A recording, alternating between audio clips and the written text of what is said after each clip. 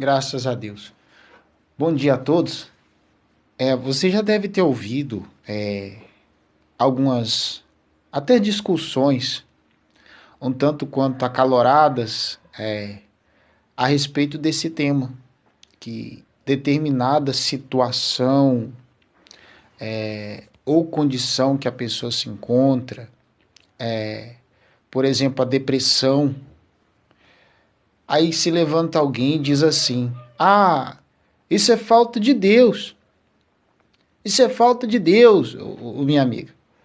E logo, obviamente, a pessoa que ela tem uma fé em um Deus, ela se irrita com isso, ela vai ficar nervosa com isso, com essa afirmação, né?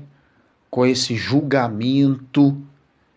Naturalmente, ela vai se sentir mal com isso. E é exatamente sobre isso que eu quero falar aqui um pouco, para tentar ajudar você. O propósito é esse. O propósito é ajudar você a, a sair dessa situação. Você que se encontra passando esse momento difícil. De repente você tem depressão, de repente você tem ansiedade, e há anos já você vem lutando contra esse mal. Eu posso dizer que eu já tive depressão. Eu tive 10 anos de depressão, onde parecia não ter saída, parecia não ter solução. Mas Deus diz que está escrito que o Senhor Jesus é a luz que veio ao mundo para que todo aquele que nele crê não pereça, mas tenha a vida eterna. Respondendo aqui a um lado, voltei até num tom mais, mais para cima, tinha pausado aqui o áudio, respondendo aqui a primeira afirmação, porque se tem uma discussão, mesmo que um dos lados esteja errado, ambos estão pensando, estão com a razão. Quando se discute, né, já perdeu o sentido da coisa, né? Quando um não quer, dois não brigam. Mas o que há aqui é um conflito de informação. Amar, comunicação. E é isso que acontece. Por exemplo, aqui, dizer que é falta de Deus, falta de um Deus, vamos colocar assim, não é. Aqui no livro de Provérbios, capítulo 15, lá no versículo 3, diz assim, ó: os olhos do Senhor, os olhos do Senhor estão em todo lugar. Então Deus está em todo lugar, minha amiga. Deus está em todo lugar. Então não é essa de falta de ter um Deus. Não, Deus está em todo lugar. Está escrito aqui: os olhos do Senhor estão em todo lugar. Só que o versículo, ele continua e diz assim, ó: contemplando os maus e os bons. Os olhos do Senhor estão em todo lugar, contemplando os maus e os bons. Por que eu quero enfatizar essa palavra? Que pelo fato de Deus estar vendo muita coisa, ele aqui deixa claro que existem dois tipos de pessoas.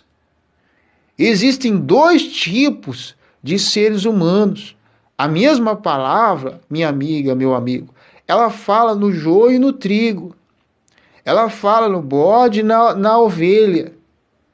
Ela fala do justo e fala do perverso. Só que o que é mais difícil da gente admitir é que muitas das vezes o problema ele está na gente, não no outro. Isso é muito difícil de se admitir. Para se admitir isso, é preciso humildade. É preciso ali simplicidade para a pessoa reconhecer isso. Para a pessoa ela enxergara isso. E, ou seja, enquanto, eu digo por mim, enquanto eu não consegui enxergar isso, que havia um conflito, por mais que existia um Deus que a gente sabe que é misericordioso, compassivo, tarde em irar-se, um Deus de amor, você percebe que há um problema de comunicação. Porque por mais que você diga que, opa, eu sei que Deus não é mau, eu sei que Deus é ao meu favor, mas o que impede?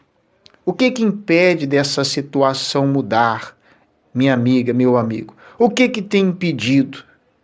Se a gente, por exemplo, pensar por este lado, que a gente não é perfeito, que a gente é falho, que a gente é pecador, por um exemplo, a gente muitas das vezes, a gente vai admitir que por mais que a gente se esforce, por mais que a gente se dedique, a gente tem as nossas falhas, a gente tem os nossos erros, não é verdade? E se levanta aquela questão. Agora aqui a gente já sabe que Deus ele contempla, os olhos dele contemplam tanto o bom como o mal. Então, já existem dois tipos de pessoas. Mas o que impede muitas vezes de, ainda assim, um Deus que é amor, né? De ter acesso à nossa vida e reverter essa situação? O que impede? O que pode estar embarreirando, se eu posso colocar assim?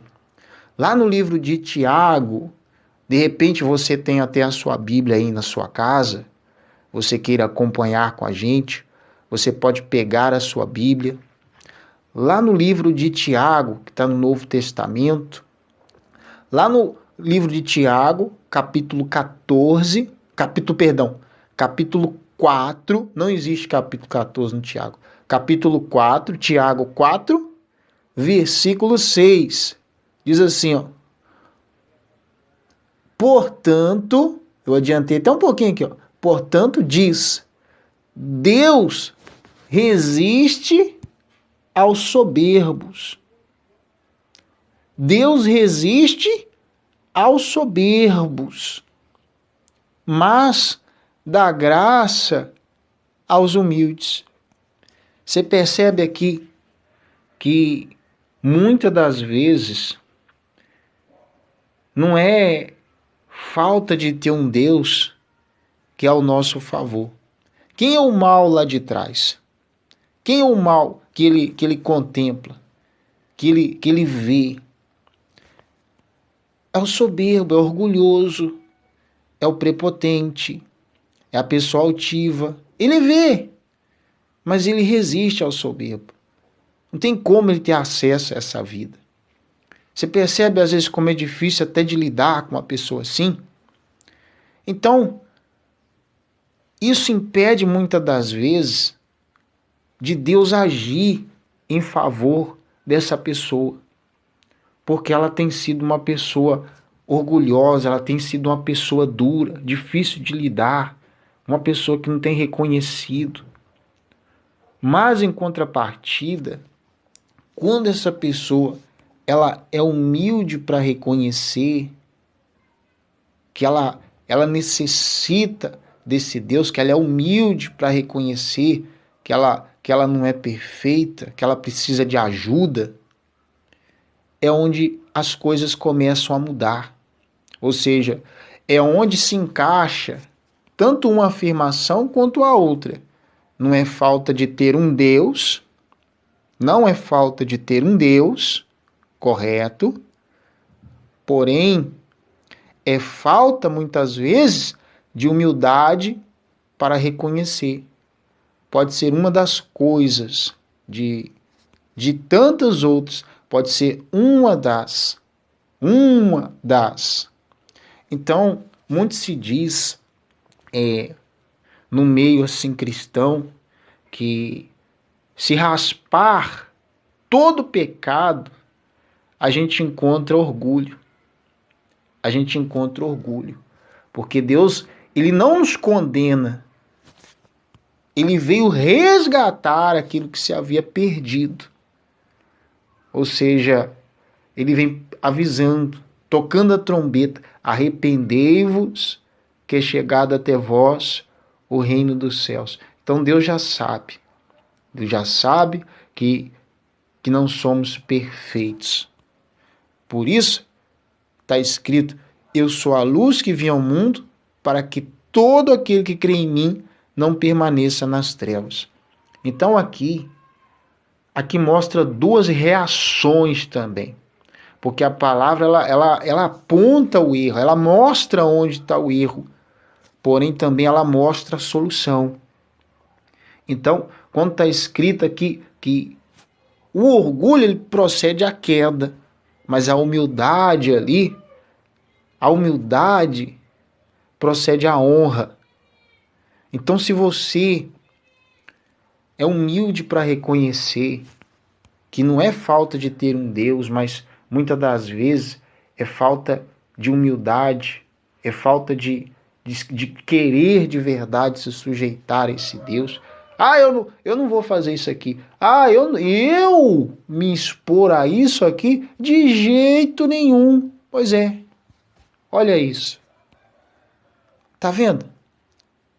Eu ir nesse lugar aqui, eu fazer isso aqui, de repente você já é uma pessoa que já viu vários testemunhos.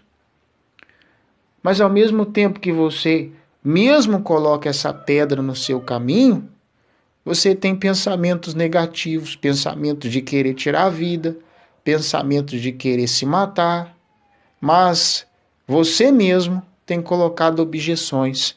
E aqui está escrito: Deus resiste aos soberbos, mas dá graça aos humildes. E como a gente tem dito, só para fechar, não existe ser humano melhor do que o outro.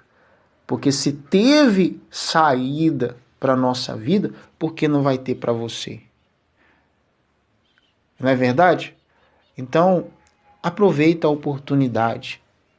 Aproveita a oportunidade que Deus ele está lhe dando. Abraça isso. Reveja os seus conceitos a respeito disso.